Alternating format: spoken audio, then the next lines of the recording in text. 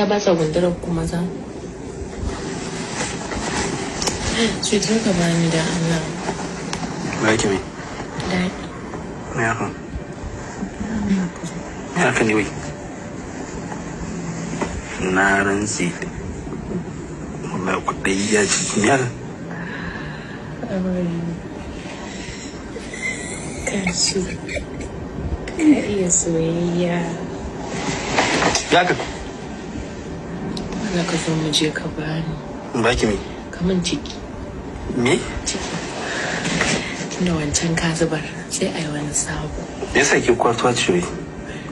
Sweetheart, da Allah mu je kaman ciki. Me haka ke kwartuwa ce ko? Me haka?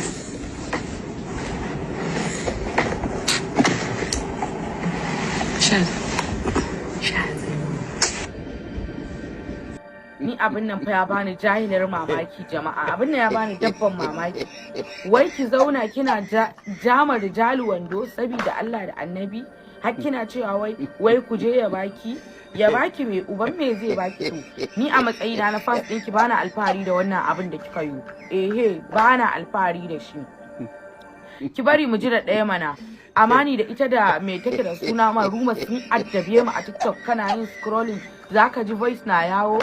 Ana cewa Maruma tana wanka da fitsari, saboda Allah da Annabi ke ma sai ga ki ba za ki kyale mu ba.